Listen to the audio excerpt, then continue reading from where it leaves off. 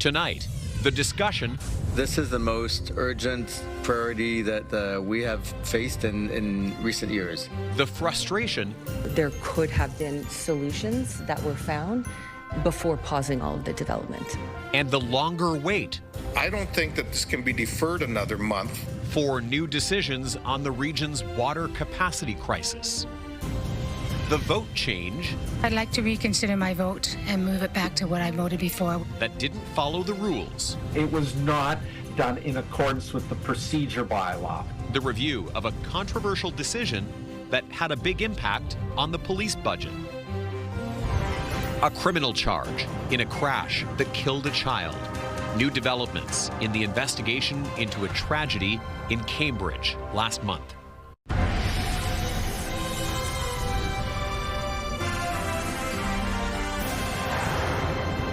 Good evening. We begin with what a top regional official has described as the most urgent priority in years. Ideas to tackle the water capacity crisis sparked a marathon discussion at Regional Council last night. But they didn't make any decisions yet, and it could be weeks before they do. As CTV's Spencer Turcott tells us, that leaves just about everyone in limbo. In early December, we learned aging infrastructure and incompatible systems were putting constraints on the region's water supply. Staff have been working really furiously to find some solutions. Those solutions are aimed at the Mannheim service area, which includes Kitchener, Waterloo, and parts of Cambridge and the townships. A new pumping station and new wells, new modular technology at the Mannheim water treatment plant, expanding existing well supplies, and then reallocating water supply. Regional staff say these solutions aren't about picking one or the other, and instead about implementing them in conjunction to ensure there is enough water for future growth.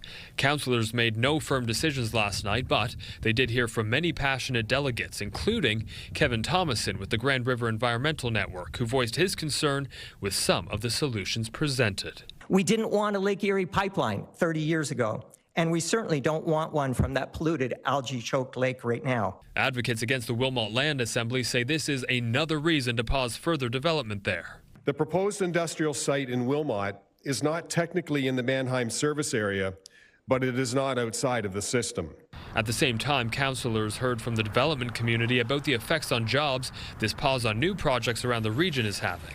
It's the operators who are operating the machines that are people that are putting the pipe under the ground that won't even be drawn from for multiple years. And unfortunately, the longer this goes on, it's going to have a greater chilling effect beyond the weather that we have outside. Many of these engineering conversations could have happened, and there could have been solutions that were found before pausing all of the development. Regional staff now have to look over a lengthy report involving the proposed solutions and bring recommendations back to council.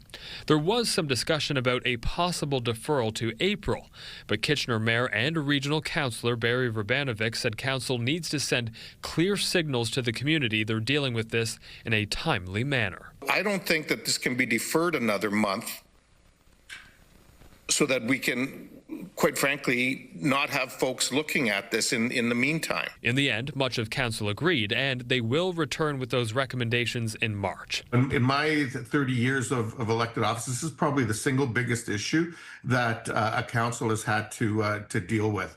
And we want to make sure that it's done right. In a February committee meeting, council will also get more information about the possible implications for Wilmot residents when it comes to reallocating water sources and distribution. Spencer Turcott, CTV News Kitchener. Now to another regional council decision that sparked some controversy and some strong words, allowing North Dumfries Mayor and Regional Councillor Sue Foxton to change her vote on the 2026 police budget.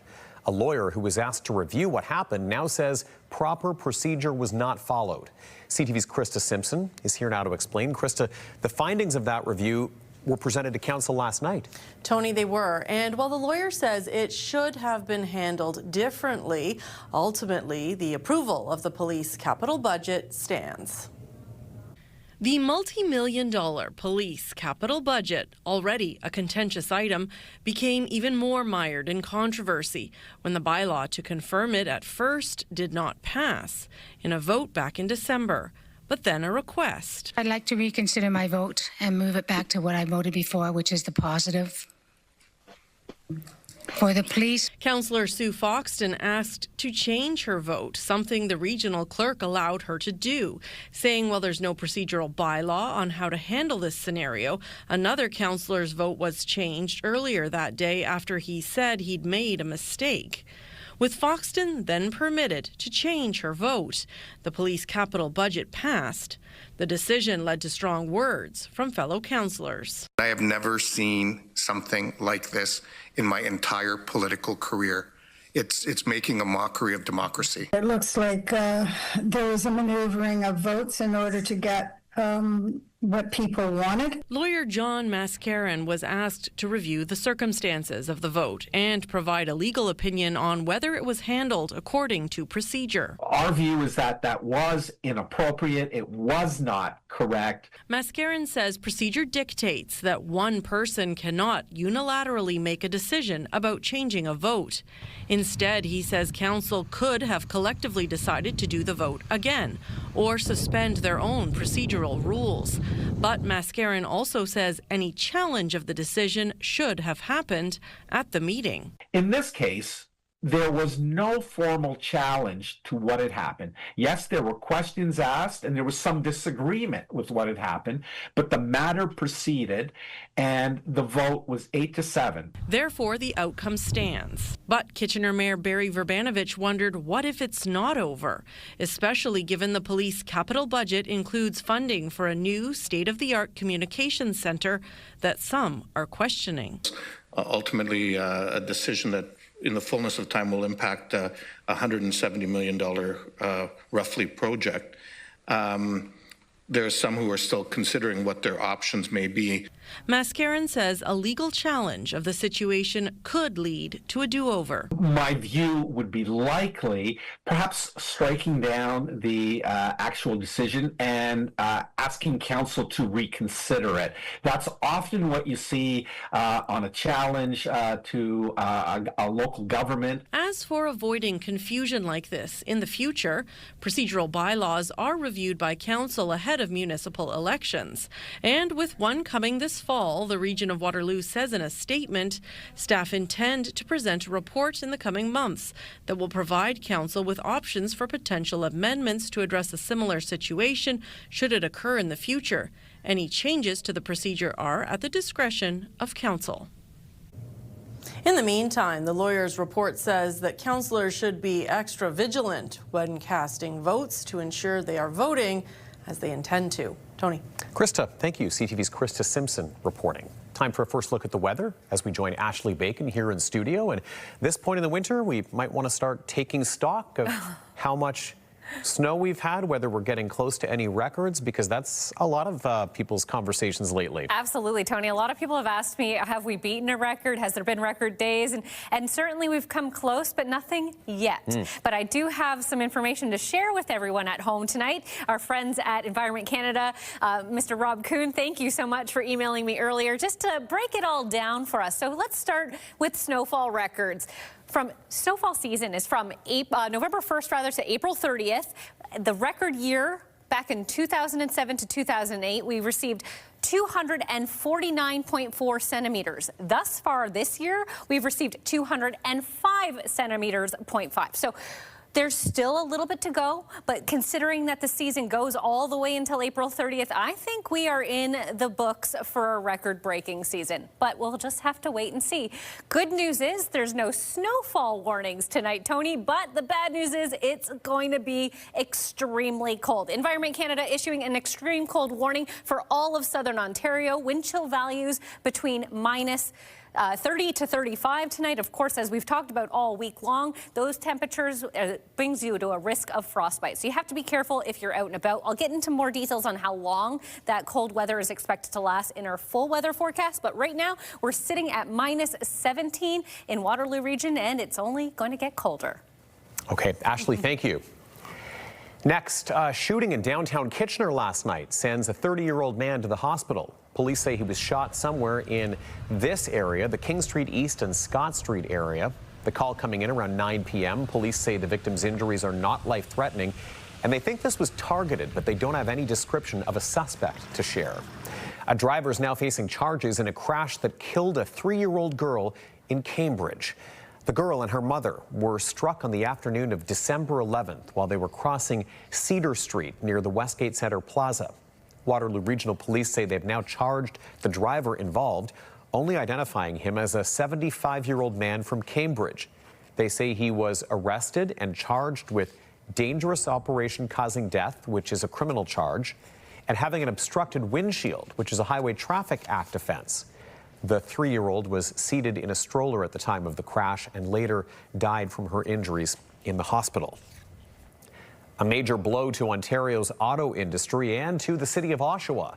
Previously announced job cuts mean up to 1,200 auto workers will be out of work as of tomorrow. The union calls it devastating. CTV's Beth McDonnell is in Oshawa. Workers walk into work at Oshawa's General Motors plant, some knowing after tomorrow they won't have a job. I'm feeling very bad, losing a job. It's not easy to get a job, especially this GM. They pay very well. He is one of up to 1,200 plant workers who have been laid off. About 500 of them are GM employees who work on the Chevy Silverado. Unifor, the union representing members, says the others are from various companies who make up the supply chain and work inside the facility.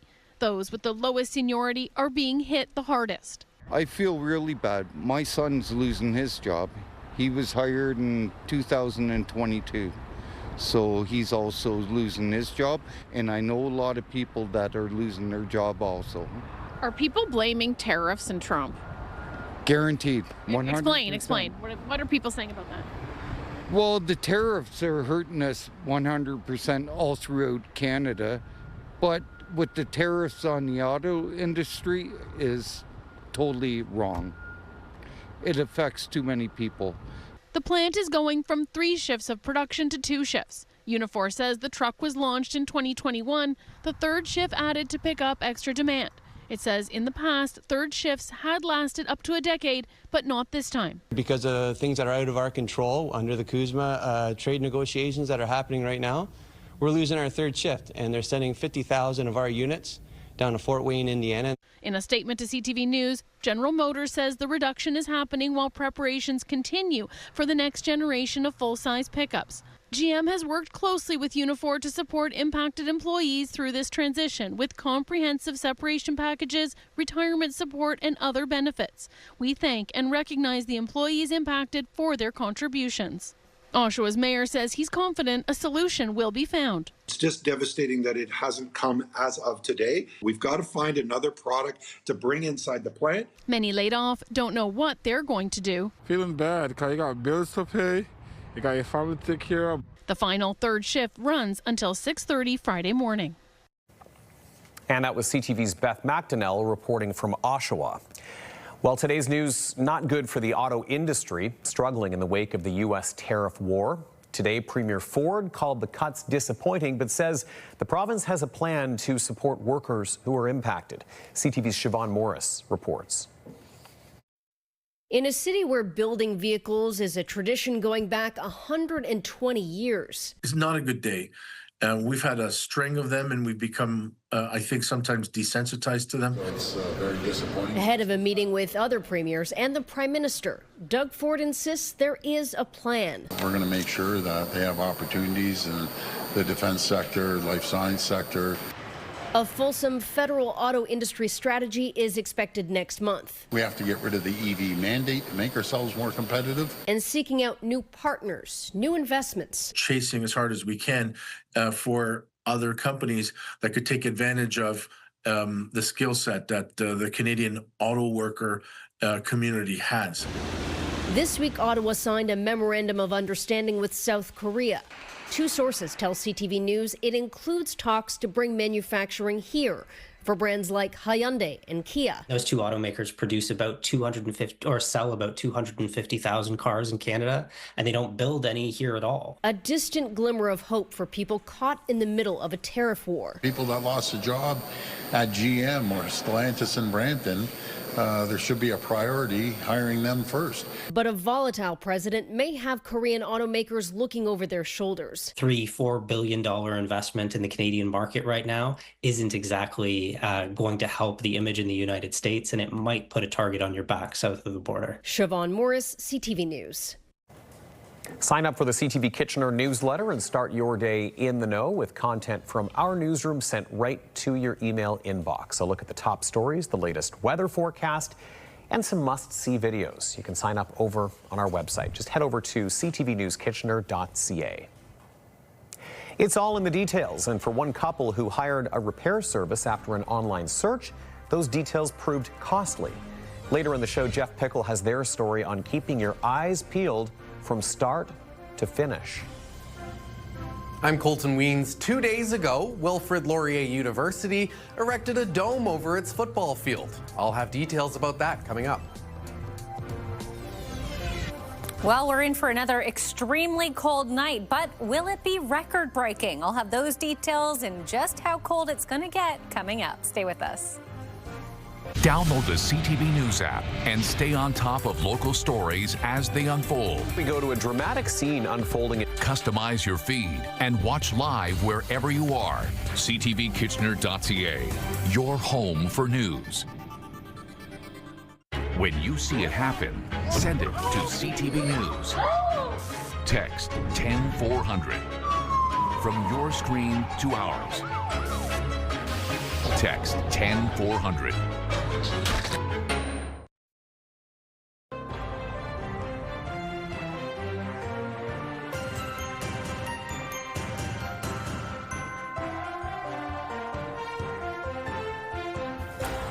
The former mayor of Woodstock, Trevor Birch, is one step closer to learning his fate. He was convicted in a sexual assault case last November. Today, sentencing submissions were heard in court. And CTV's Jerry Dewan has details. The Crown's position is that Trevor Birch targeted a vulnerable 40-year-old woman. She had fibromyalgia, limited financial means, and addictions issues. During the trial, she spoke of being forced into unwanted sexual activities. Assistant Crown Attorney Christina Mildred noting the victim's testimony in which she said she felt like an abused dog. While acknowledging sentencing for sexual assault involving intimate partners commonly falls in the range of 3 to 5 years, Mildred says the victim's testimony and other mitigating factors warrant a 6-year sentence for Birch. Birch's defense lawyer, Jordan Gold, recommended a 3.5-year sentence, introducing 9 character references, portraying Birch as a man who buckled under the weight of his own life. He was entering into his second term as mayor and dealing with the pandemic. Gold also says he had an affair and his marriage collapsed. Birch fell deeper into alcohol and drug use. Gold says Birch white-knuckled through his life without getting counseling. Superior Court Justice Spencer Nicholson will deliver his sentence on May 19th. Meanwhile, Birch continues to face a separate proceeding involving a 45-year-old former girlfriend. In that case, assault and sexual assault charges were laid. It ended in mistrial and is awaiting a new trial. Jerry Dewan, CTV News. Well, next, something you may have noticed in Waterloo, a massive dome was just put up over Wilfrid Laurier University's football field. It's one of the biggest in the country, and it's expected to change how Laurier trains varsity athletes and handles recreation. CTV's Colton Weens has more on this, and Colton, it's quite a sight. It's actually considered one of the biggest domes in the country. Yeah, that's right, Tony. The dome stretches end zone to end zone at University Stadium, covering over 118,000 square feet. The school says it's the largest air-supported structure in Ontario University sport and the second largest in Canada. Now their warm weather athletes can train year-round on campus, and it's also quickly being booked by community teams in Waterloo. For 118,000 square feet of recreational space and more than 1,800 hours of field time available to serve our students and the community and for generations to come. Wilfrid Laurier University officially erecting its new dome over University Stadium on Tuesday. It's a space our students needed, and it's a space the city needed too. It's going to be the largest seasonal dome in university sport in Canada, and it's also the second largest air-supported structure in the country. The dome stretches end zone to end zone at University Stadium, covering 118,000 square feet. Historically, warm weather varsity athletes have had to train at Rim Park in Waterloo, but now they can do it all on campus. Much more than what exists in the classroom. The Students' Union is really proud of its partnership with Athletics and Recreation to provide and enhance space and ultimately enhance the recreational experience here at Laurier. More space and better space. Historically, coaches and athletes have had to coordinate transportation, equipment, and schedules to access off-site facilities. This often required student athletes to leave campus early, manage conflicts with class, or manage multiple commutes in a long single day. Having an on-campus year-round training space removes those barriers. It enhances accessibility, supports academic balance, and allows student athletes to fully engage in both their sport and their studies. And while the Dome will service both athletes and students all throughout the winter, it's also a new sport venue in the city of Waterloo that can service all kinds of sports. All of our campus users will have access, and equally important to us is the community users. So all of our multi and minor sport organizations will have access through their contacts with the city. It's available for rental like any of our other spaces. It can be erected in just under 2 hours and can be trucked away once warm weather arrives. But it's already seeing bookings from all kinds of organizations. We're already almost full for this season through sport organizations, baseball, softball, soccer, lacrosse, football, rugby, multi-sport adult leagues. Now, the Dome was paid for through student fees and a $2.5 million donation from the city. It's just a part of the overall Seagram project at University Stadium. The next phase will see the building at Seagram Drive renovated to include a new fitness facility, basketball courts, and a lounge. Tony. Lots of change. Okay, Colton, thank you. CTV's Colton Weens joining us live with that story. And let's give you a live look outside now from our photographer Dave Pettit, who is in uptown Waterloo on a rather cold and still snowy night in the month of January. Ashley was talking earlier about all of those snowfall totals so far this season. Well, next we're going to be talking about another plunge into a deep freeze. Ash is back with us in a few moments with those details. And later in the show, a school day rinkside.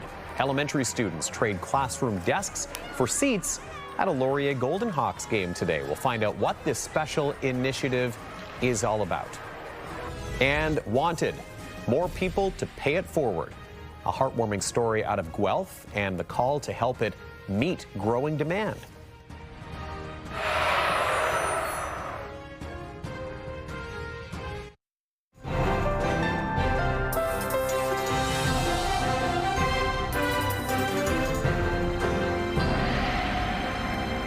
Well, we are back, and we were just chatting about what a snowy winter it's been, goodness. and you've got the data to back that up now. Talk about taking over a role in the thick of it. My goodness. No kidding.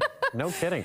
It's and I heard you and Leanne talking about, maybe not on air, maybe it was just off air, about daylight saving time and when that kicks in. So we only have just over a month until that. So we've got an earlier countdown than the start of spring to look forward to. We were talking about it because during the 5 o'clock show now, when I get to my main weather, the sun is just setting. So there's still daylight, which is quite nice. But if we take a look outside now, that sun is nowhere to be seen, Tony. We still have to wait for that daylight saving to take place in order to get that sunshine a little later in our show. But as you said, we're going to have to wait a little longer until March, unfortunately, for that to happen. You know, as we know, it is a cold, cold day out there today, and it's only going to get colder. Let's get right into it with our warnings board. Environment Canada issuing an extreme cold warning for all of southern Ontario.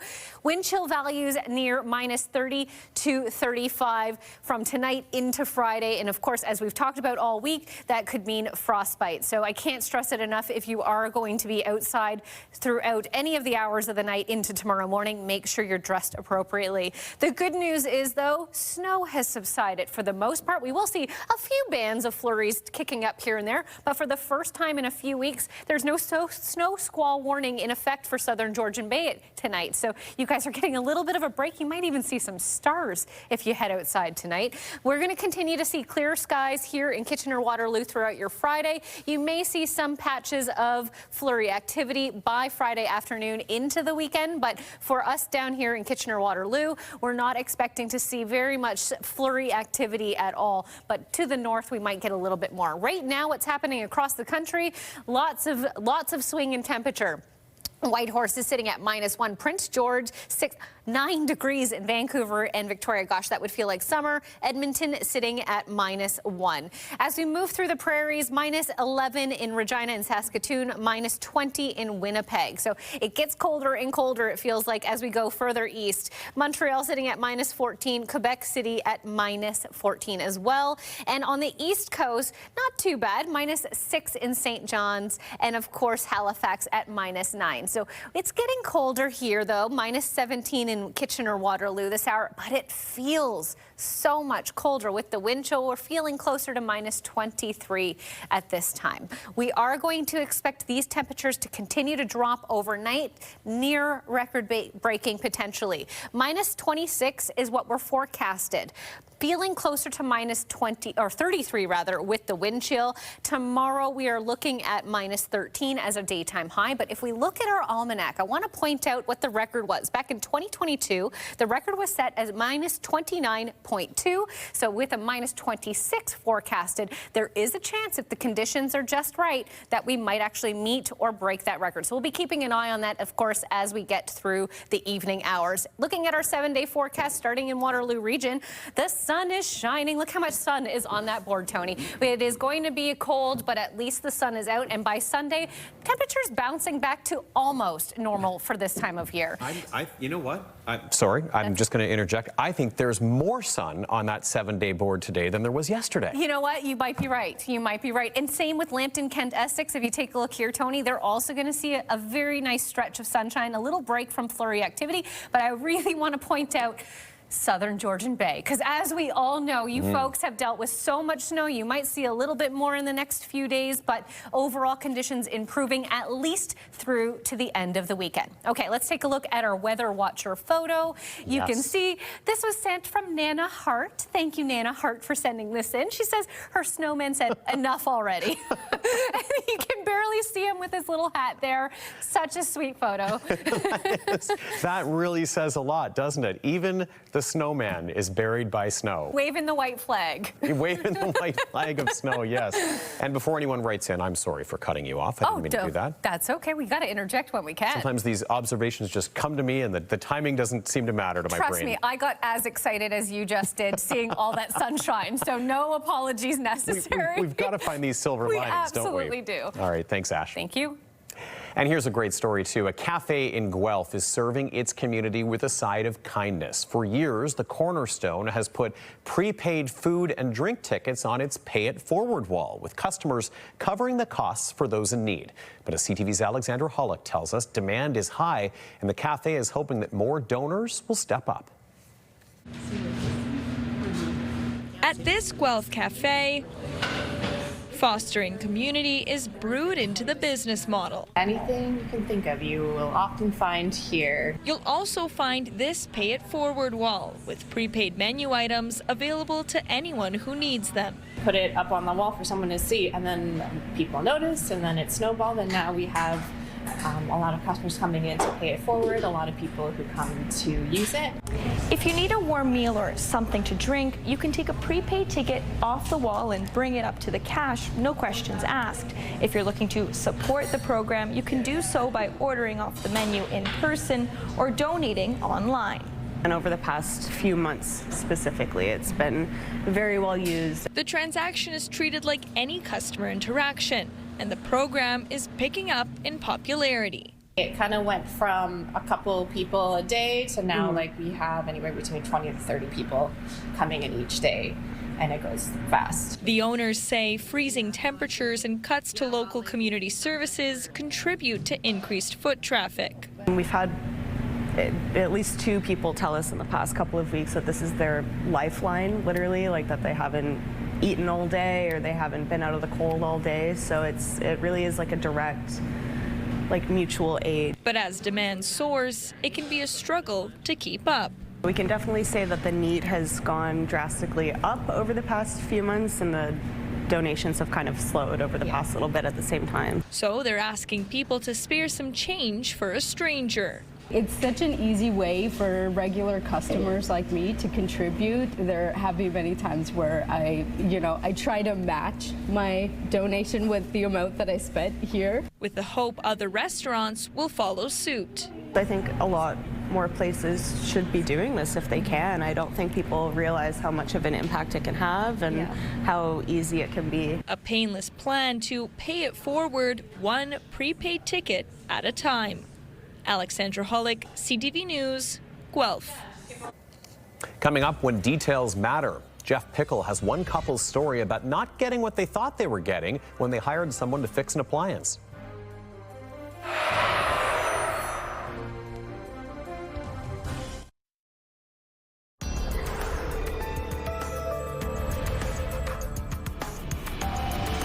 What started as a simple call to fix an oven turned into a nightmare for a Waterloo couple. They say they thought they were calling a reputable local company, but were misled by a Google search, and they say the company that showed up lied to them and overcharged them.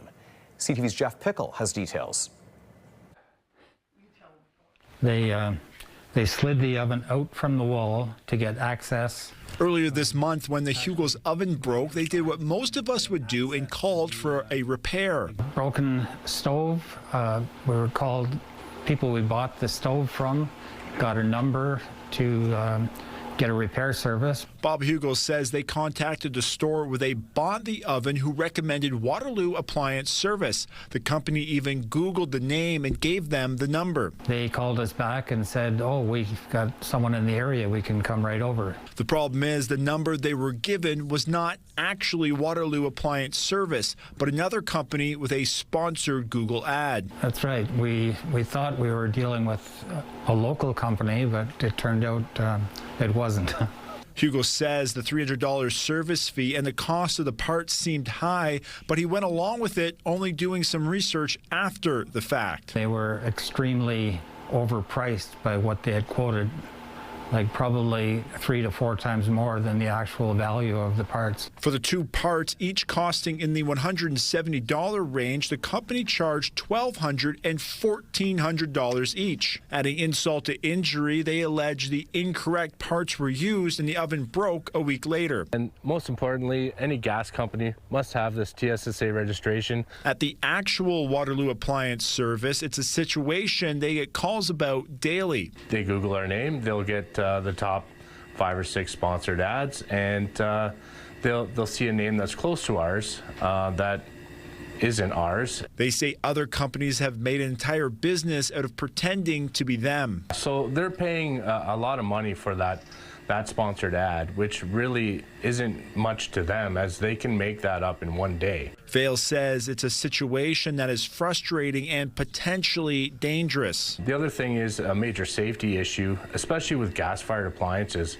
You as a consumer have every right to ask that technician for proof of their gas technician certificate as they walk in the door. The Hugos eventually got their money back from the original repair company, but signed a non-disclosure agreement, so we are not sharing their name. We operate a family-operated business. We've worked hard for our reputation for 47 years now. It pains me to think that there's no remorse in taking these people's money for that. Waterloo Appliance Service say there is a number of things people can do to prevent this situation, but usually the eye test is a good start. Your technician shows up in an unmarked vehicle or doesn't have the proper outfit as to who you think you're hiring. Make sure that they have the proper identification. Jeff Pickle, CTV News, Waterloo. All right, time for a look at our top stories with Leanne Evans, and a marathon meeting last night as Regional Council got into it over the water capacity crisis. Yeah, Council discussed several immediate proposals from regional staff, Tony. The recommendations include hiring 9 new people and advancing multiple projects and to repair and modernize some systems, pilot new treatment options, and build new water plants. Regional staff now have to look over a lengthy report involving the proposed solutions and bring recommendations back to Council, which will happen at a meeting in March. A regional councilor's vote change last month affecting the police budget did not follow correct procedures. That's according to a legal opinion provided to council last night. Councillor Sue Foxton was allowed to change her vote, meaning the police capital budget, including controversial measure on funding for a new communications center, passed by one vote. There also wasn't a formal challenge at the time, and therefore the decision passing the police budget still stands. And looking at what our digital team has, Leanne, for us tonight, an update on the court hearing on Waterloo Region's encampment bylaw. Yeah, that's right, Tony. It has been pushed back. The Superior Court of Justice was supposed to hear arguments in February, but in an email to CTV News, the region said those dates were adjourned following recent changes to the site-specific bylaw. For more information on the situation as it unfolds, you can download our CTV News app, scan the QR code, or go to ctvnewskitchener.ca. Tony. Okay, Leanne Evans with our top stories. Thanks, Leanne. Thank you. We are learning more about an Ontario charity that's now under investigation by the OPP. As CTV's John Woodward reports, it received money from a scandal-plagued government fund, and a W5 investigation found donated clothes that it received didn't go where you might expect. Jake's House was a resource for families with autistic children, offering housing in a facility north of London, Ontario, and community. It's a wonderful opportunity for families who have members that have autism. That facility closed last year after Ontario's Ministry of Children, Community and Social Services ended a $9.3 million funding agreement with the charity. The 27 residents sent packing. I wish we could stay here for another couple of years, but it's really emotional to me. Exactly why that funding was pulled was a mystery then, but this week it emerged that Ontario's Treasury Board Secretariat had conducted an audit and referred its findings to the Ontario Provincial Police, which said in a statement they were looking into transfer payments from the ministry, including finances and contracts. Founders Irenka and David Bodanis didn't return CTV's messages for comment. Last year, the charity's executive director insisted she knew of no good reason to be concerned about its finances. We've done a lot of really good things here at the home, and it's absolutely heartbreaking. At the time, Jake's House was also receiving $3.5 million from Ontario's Controversial Skills Development Fund, the same fund under a microscope by the legislature's Integrity Commissioner, looking into whether Labour Minister David Piccini played favourites while doling out grants to his party's friends and donors. It's the second police investigation into a Skills Development Fund recipient. Jake's House was also featured in a W5 series in 2024, looking into clothing donation bins. Through tracking, W5 found that a company collecting donated clothes on the charity's behalf packaged and sold them in bales, some ending up as far away as North Africa. Ontario's opposition leader accusing the province of failing to do proper due diligence into organizations before committing millions of dollars. A government spokesperson says it acted when its standards weren't met, saying the active investigation into this organization demonstrates that these accountability processes are working. Jake's House had plans to reopen. Now its operations are controlled by a receiver in a process supervised by Ontario's Superior Court. John Woodward, CTV News. The Harlem Globetrotters bring their renowned tradition into Kitchener tonight, and we'll take a closer look at the legacy that comes with it in a report by CTV's Karis Mapp right after this.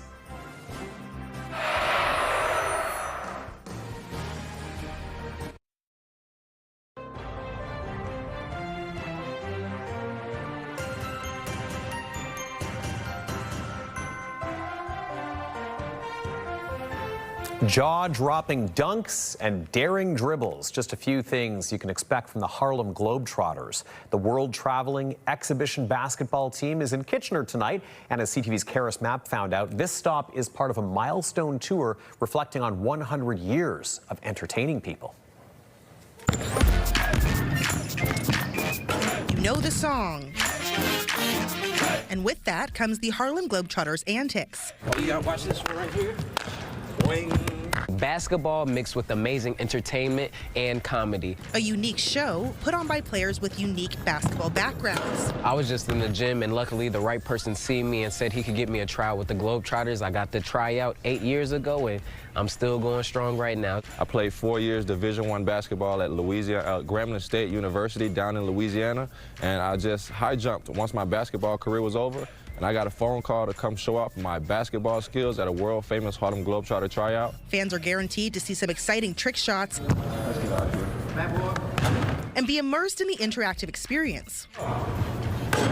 We could pull you out on the court, start dancing with you, or pull you out on the court to take a shot. You just never know. This year's tour is a historically significant one, marking a centennial milestone. It still stands for us carrying on the legacy that the greats used to do. Meadowlark Lemon, Sweet Lou Dunbar, Curly Neal. It's just an amazing feeling to have this 100th season. 100 years to reflect on how far the organization has come. We are the reason why the NBA right now is integrated. And despite their name, the team actually got their start in Chicago, where Abe Saperstein started the legacy with a 5-man roster in 1926. He just wanted to make it known that we were an all-black team, so he took the word Harlem, because it was during the Harlem Renaissance, and put Globetrotters to make it seem that we were this team that could travel all over the world, even though we just played in Southside Chicago. You can catch the Globetrotters in action right here tonight at the Odd in Kitchener at 7 p.m. There are still tickets available, and you can buy them at the door. Karis Mapp, CTV News, Kitchener. Bravo, Karis. That's the way to get involved, and great look at the legacy of a show that we all love. More news in a moment. First, over to Ash. I don't know. Tony, that was awesome. I don't know. I went more Karis than me, but no, I'm just kidding, folks. It's going to be a cold night, but what we're going to wake up to, not as bad as it can be. So I'll have those details coming up after this short break. It's a good night to stay inside. Watch E-Talk at 7, followed by Georgie and Mandy's first marriage, then at Next Level Chef, followed by 911 Nashville, and cap your night off with Grey's Anatomy at 10. Growing friction over the independence push in Alberta. There's an old-fashioned word for that, and that word is treason. The Canadian reaction from a meeting between separatists and the Trump administration. Full details tonight at 11, also on Crave and at ctvnews.ca. I'm Angie. And I'm Sarge with Bounce 99.5's 4K Double Play. We're giving away $4,000 for 2 songs back to back. Listen weekdays 6A to 6P for back-to-back songs from the artist of the day. Then go to bounce995.ca for your chance to win.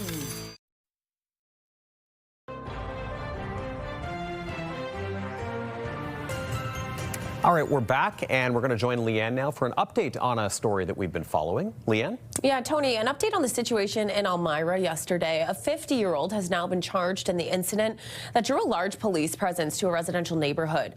Police say the charges include pointing a firearm, possessing a weapon for a dangerous purpose, and uttering threats to cause death or bodily harm. We'll have more details on that tonight at 11:30. Tony. Okay, Leanne, thank you so much for that. Appreciate it. Have a good evening. And Ashley's here with our Wake Up Weather. And we are talking about plunging temps once again. Very cold. So we're going to keep an eye on. We're not scheduled to get to that record number, but we might. We might.